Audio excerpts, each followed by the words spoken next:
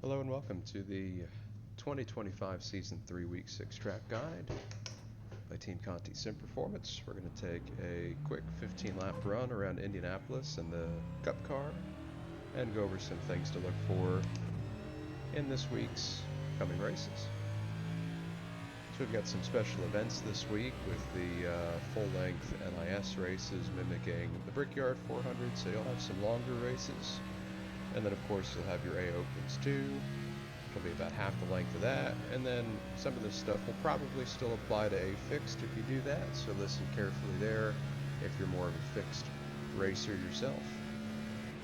So for this track guide, obviously we're using the TCSP benchmark setup. We'll talk about some nuances specific to the setup, and then just some things that you'll be looking for across all of your different setups and series and races this week. In our particular setup, this is a 4th gear primary. More than likely I'll have to use 5th as a type of overdrive in the draft, but keeping as much RPM as possible, ringing out 4th gear at the end of all of the straightaways. Just a touch of brake into turn 1.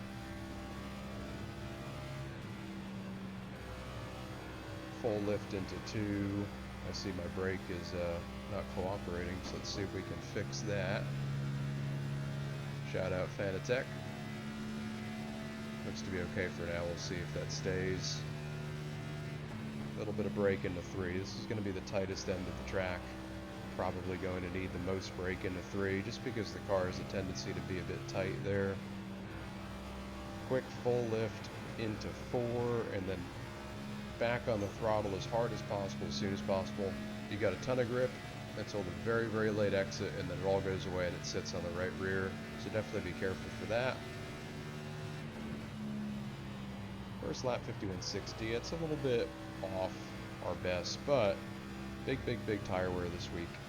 So a little saving the first couple laps is probably going to be very beneficial later on. Not in terms of temperature necessarily. Temperatures are low, but wear is just so high. But any temperature you can keep out of it is going to positively affect the wear.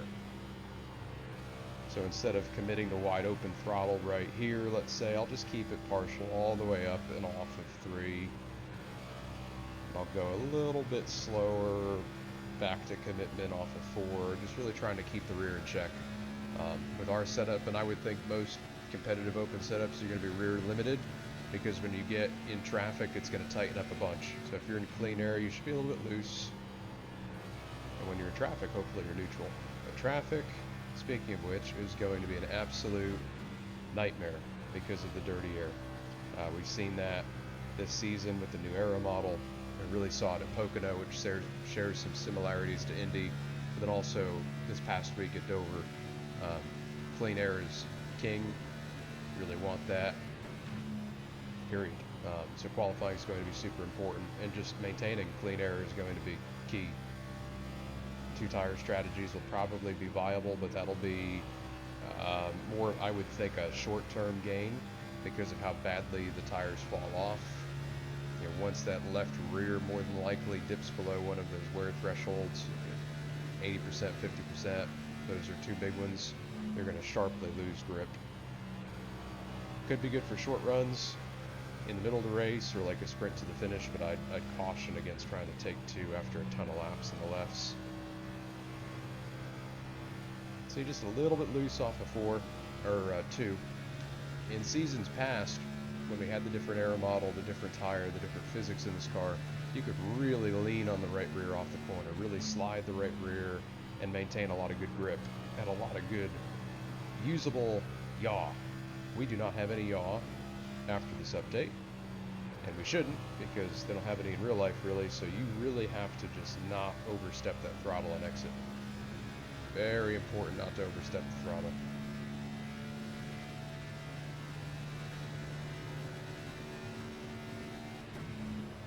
As the run goes and the grip falls off, we'll just continue to use a little bit more and more brake in the braking zones, so 1 and 3. You may touch it a little bit in 2 later on in the run, but right now a lift is all you need. Very easy to miss the entry to turn 2. And I talked about that in great detail last year, and it's going to be the same again this year. really need to pick a turn-in point and make sure you get down to the bottom. You don't want to get there too early or else you'll pinch off the exit and get loose. You don't want to get there too late because you'll completely miss the bottom and just never have any turn. 2 is arguably the hardest corner on this track just because it is so line sensitive.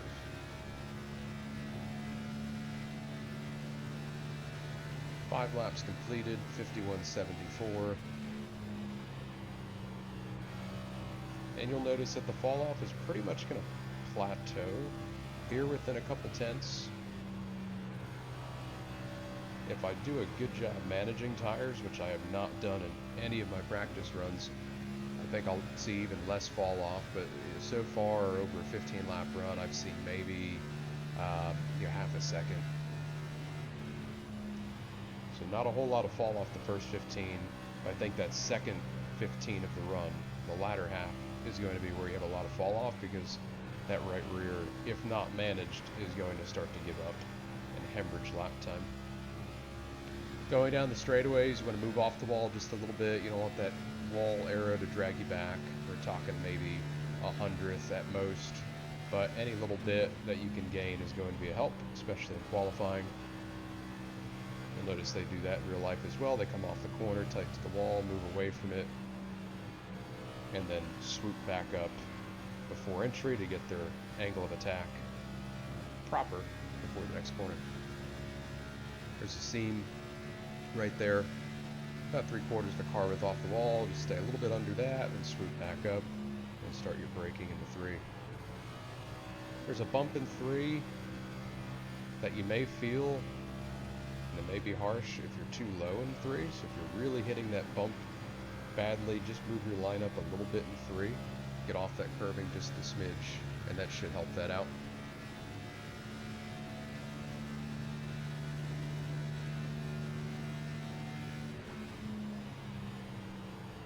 Back to the throttle, lots of grip in 1. Just maintain that plateaued 75%. Same thing in 2, start getting back to the throttle, plateau, and then full commitment. Just not rushing it, being mindful of the right rear. So again, that one is going to go first. In traffic, I think it'll be a little bit more balanced, like I said, which should be good. You certainly don't want to be tight here. Tight at Indy is slow, so we're going to be a little loose, but if you can manage it, you'll be good. Obviously, you have your tighter setup to look at if you're too loose, and if you're somehow too tight, you'll also have a looser setup. But I would say if you're too tight by yourself, and you're running the right weather, be sure to double check that. You're probably doing something wrong, so before you start switching setups or making changes, make sure you check your driving. If you need the looser setup, I would be very surprised.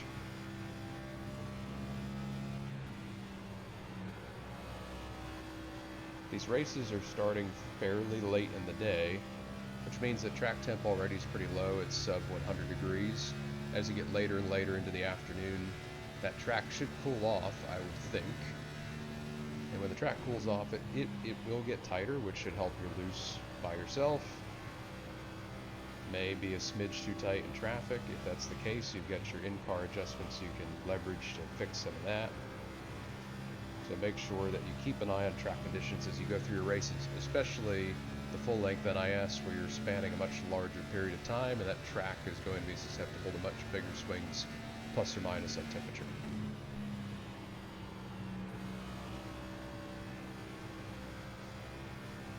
We're starting lap 10 right here, still comfortably in the 51.8s.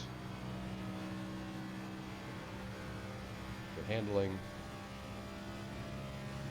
Good balance, really good. I think a lot of people are going to be close on speed this week. So with that, plus the dirty air, again, track position's huge. It all starts with qualifying. We probably will get green flag pit stops at some point this week, so we'll do a green flag pit road entry at the completion of lap 15. Make sure to show you how to do that, plus the pit out, because that pit out is a bit tricky. Also had some requests to break down how to launch from the pit box, so we'll take a closer look at that when I get out of the car and do my post-run breakdown. Good turn 2 right there. Again, really trying not to overslip the right rear. As you can see, I've fallen off about 3/10 so far in 10 laps, so fairly minimal. A little too wide right there.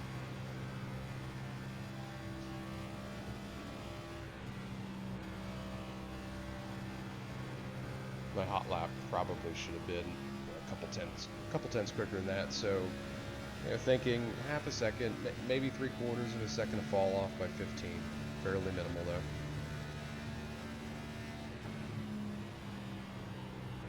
Just watch that you don't hit the curb. That was good right there. Nice balance. Try to do the same thing here. Full throttle. Good grip up off.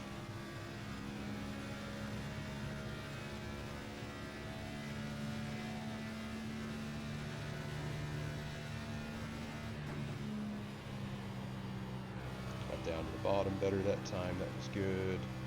A little loose on exit, but very manageable.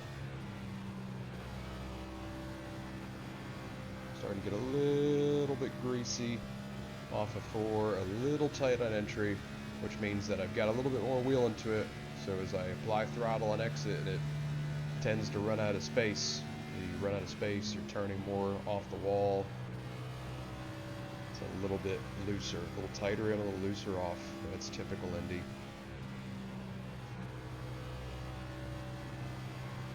Biggest thing is that when you're in dirty air, you are not crossing the wake of the car in front of you. In the IndyCar series on here, you'll notice that those guys will run a full lane higher than the car in front of them at times in the races at this track. You obviously don't see that in real life. You don't see anybody in real life in any series run anywhere but the bottom at Indy. However, those guys do it on iRacing because it gets them out of the dirty air. The track is clean enough up there and they can actually make grip. Now, I'm not sure if that's going to be the case here with this Cup car, but we're going to find out early on in the week, I'm sure. We'll see if running a full lane higher is enough to offset the dirty air to generate some momentum and create some passing opportunities. And more than likely, though, you're going to want to enter just a little bit lower, poke that left front out, and just stay lower throughout the corner. That would be the realistic way to do it, but we'll see what we have once the week starts. So working lap 14 here, still below 52 seconds in the 51.9s. 2 more laps and pit road entry. Watch that bump right there. Good grip. Try and get it turned in a little nicer there. There we go. And just watch the throttle and exit. Good grip. I'm going to start the last lap of this run, lap 15. Give it all it's got.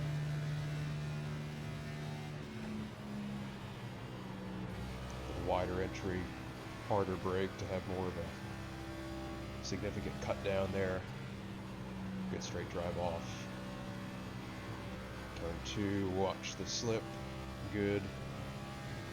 Half a tenth in the green, pulling nicely down the back. Don't want to overdrive the braking zone into 3, trying to get too much. Good amount of brake. Give up a little bit there as I roll to the center. Try to straighten it out and get it back on exit, which I did. A little bit more aggressive at throttle off of 4 here, but I'm slipping. Made it work though. Should be a 51.90 to round off this 15-lap run. Right there. Okay, so this will be the in lap for pit stop. A lot of rear brake in this car, so just be careful on your decel in the pit road. It's a nice straight shot, but very easy to overshoot. You could put a little bit of front brake into it, which is what I'm doing right here. Up to 41.8, it's about 2% plus there. We'll go ahead and get this lined up to make my green flag pit road entry. Very deceiving. So we'll come off of turn 4, start braking, and that commitment line is way early. It used to be much closer to the actual pit road entry. way, way closer now. So really, really spot those yellow cones and make sure that you're slowing down early enough so you don't miss it. So we'll go ahead and do a pit stop here. Show the launch sequence and then the exit off of turn 2. So clutch all the way in, give it a little bit of gas. We're talking 3,000-4,000 RPM. And then as soon as the car drops, I'm going to dump the clutch and then minimize wheel spin and just do my best to really hook those rear tires up. I could have been better there. What you really want to do is not have any wheel spin. More on that later. So coming off of the access road here, get all the way out to the white line, but do not cross it. That'll be a penalty. And then just shape your turn 2 so you can build as much speed as possible. Treat it like a road course corner.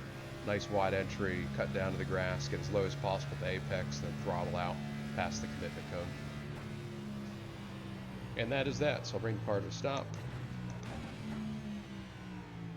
Hop out of the car and briefly cover the 4 unique corners at Indianapolis. Alright, so let's take a look at the hot lap. Turn 1. Make sure you get as close to the wall as possible at the entry of each corner. These are very, very sharp corners, so the more you can maximize that angle of attack, the better you're going to be, the faster you're going to go, the more compliant your front's going to be, and the less likely you'll be to overload the front and slip the rear on exit.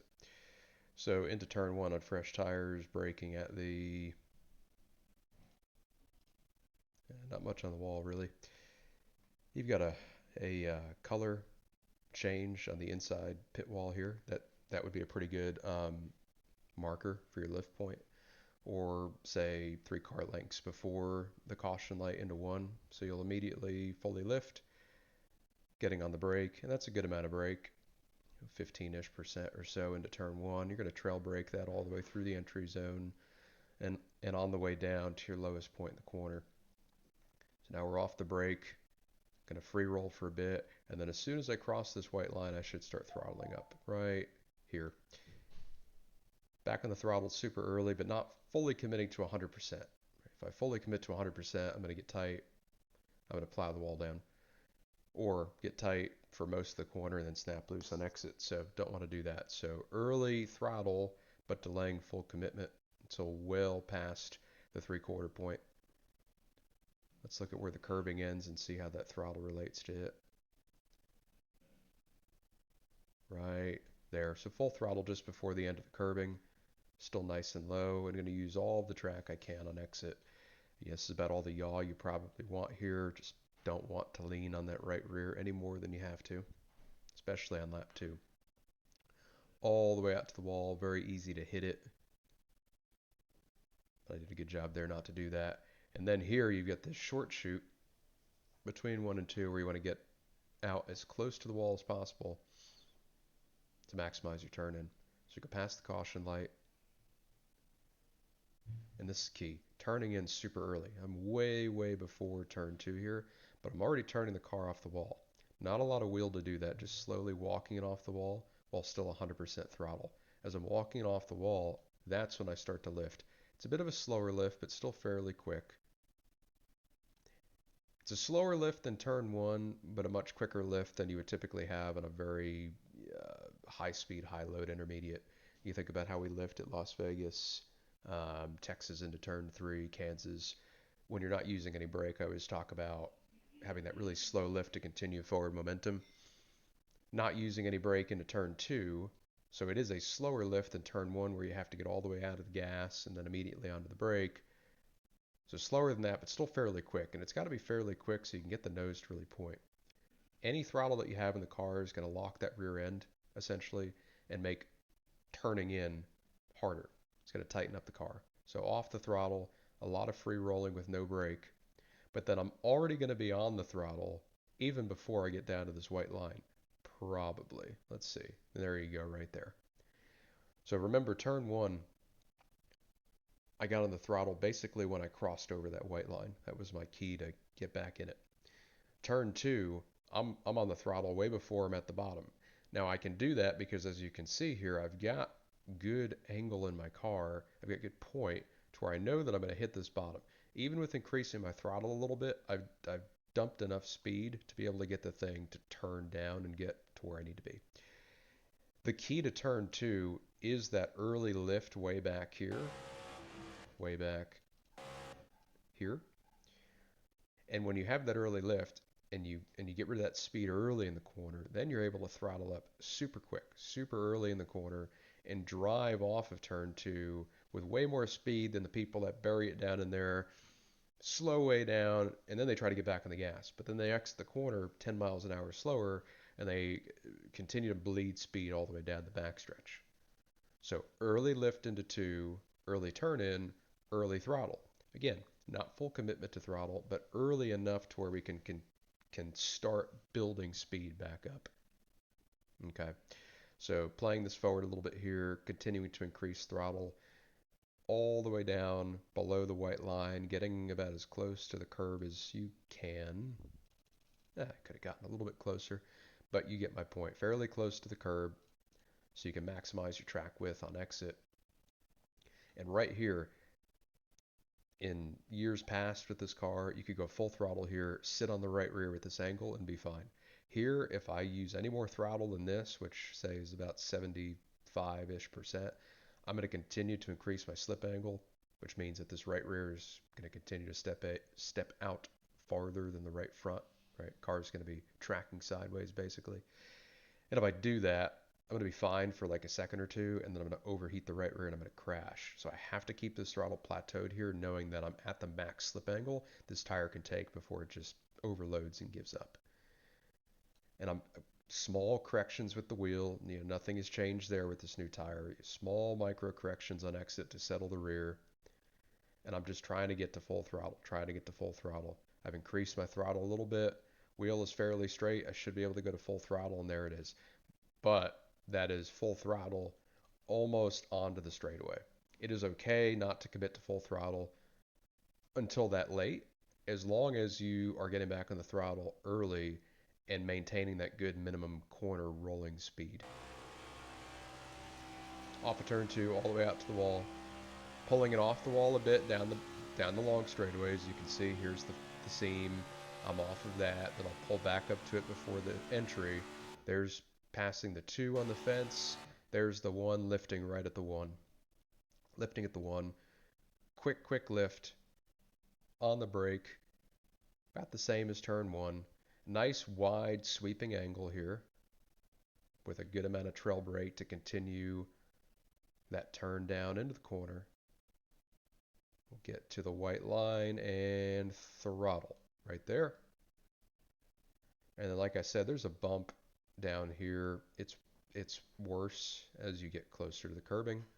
You might see a bit of a hop in the rear right there.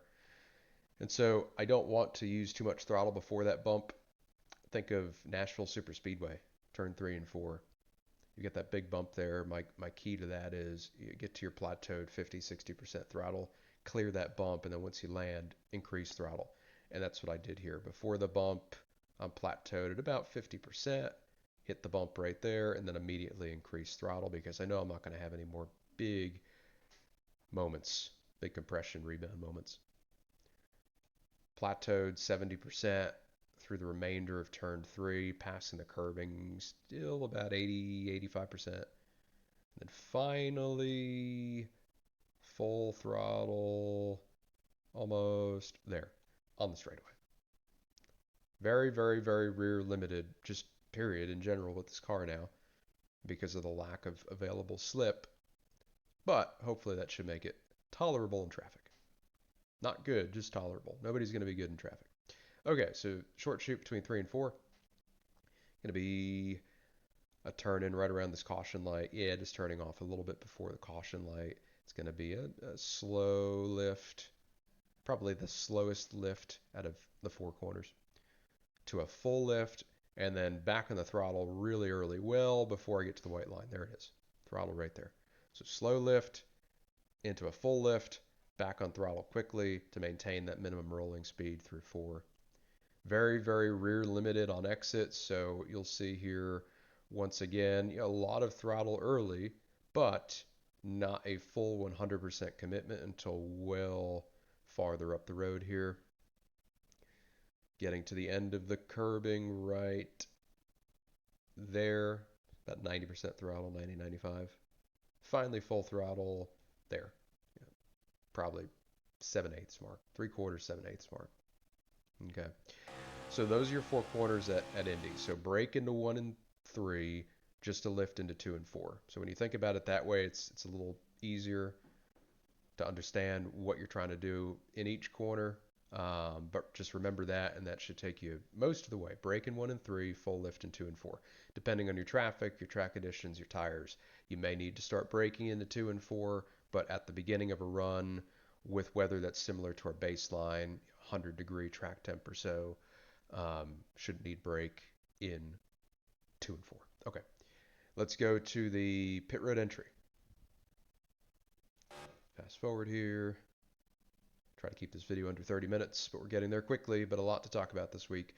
All right, so going through turn 4 like you would on a normal lap, but instead of throttling up, remember right here I'd be about full throttle from what we just saw. I'm not throttling up to get out to the wall. I'm pinching this car off because I know I've got to get down to pit road speed and fairly early based on that commitment line. So still have about 70-ish% throttle off of turn 4, but I've got a lot, well, not a lot more wheel here, a lot more wheel right about there to keep the car turned down so I can be straight as possible to that commitment line. So I'm coming off of turn 4, and then pretty much as soon as I'm straightened out, well before the end of this converging line here, I am braking. And you'll see a lot of brake, but there's a downshift, but a lot of throttle to settle the rear just because we have a lot of rear oscillation with our brake setup and just with the way these cars are in general now. Really easy to lose the rear. So as I've got 90% brake into it, I just trail a little bit of gas to settle the rear so I'm not fishtailing all over. The more that this rear is swinging back and forth in this decel zone, the less efficient I will be in slowing down to pit road speed. So you see that throttle is increasing.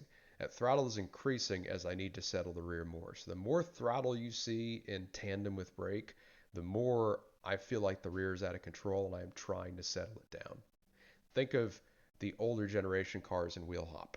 How do you get rid of wheel hop? By hitting the throttle. How do you induce wheel hop? By dumping throttle too quickly in a downshift and hopping the tires. So that little bit of throttle, or sometimes quite a bit of throttle, does wonders in settling the rear and helping you slow down. Commitment line right there. Pit road speed's 55. So down pit road here, long way down pit road. Let's talk about the pit out. That's well, yeah, it's in the box. Big boxes this week, so that's nice. So you see here, I've got the clutch in. That's not the game. So my clutch pedal is physically pushed in. The brake is the game. That throttle is me. So 4,000 RPM or so. Left side goes up. Left side's going to come down. And then you'll see, so left side comes down. I'm going to wait to get the all clear message in the black box. And then as soon as I do, I'm going to dump that clutch, really more than you would in a real car. If I did that in a real car, it'd stall. But I want to lug it as much as possible to try to minimize that wheel spin. Now, the best guys with pit outs, and I'm not that. I was notorious for losing spots on pit road in my pro career. I did that at the end of my career because I did not use some of the tools that are available to us as it relates to that second clutch. So you see this clutch right here. You can map that in the game, and you can work that secondary clutch, and you can adjust that bite point to where you can pretty much just set it, dump it, and you're not going to spin the rear tires. You can be much more flexible with your throttle. You don't have to be as precise, and you can make good time out of the pit stall. I don't do that. I probably should do that. Uh, I just I like to try to do things fairly realistically, which is a bit contradictory because I said I dumped the clutch in a way that would stall in real life. So, there's a limit to that. It's a competition at the end of the day. But anyway, I don't do the dual clutch thing. So, I am controlling my clutch pedal. I am dumping my clutch all the way. And right here, I'm just trying to get these rear tires to hook up.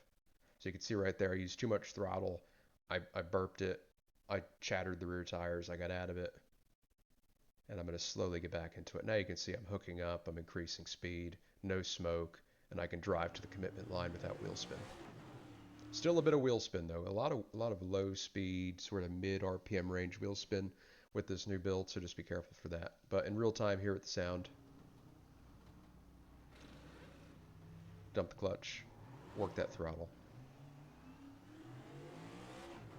So hopefully that's helpful. Now coming out of pit road, you want to make the most of your apron to widen that angle of attack into turn 2. So all the way out to the white line, but not over it. Do not cross over it. A little bit of brake out of the throttle, and then just treat this like any flat road course corner. Get all the way out to the grass and clear up on the backstretch. And overall, that should cover it. That is a fairly in-depth overview of what to expect at Indianapolis this coming week and all of your races across a fixed, a open, and the full-length NISs. I hope these videos are helpful. Thank you so much for watching. Appreciate the feedback the last couple weeks. We love to hear that and make adjustments as need be to show you guys what you need to be successful week in and week out. So thank you for that. Continue to engage, like, and subscribe, and we'll continue to put out these videos and do what we can for the community. Thank you so much. Have a great week at Indy, and we'll see you next time.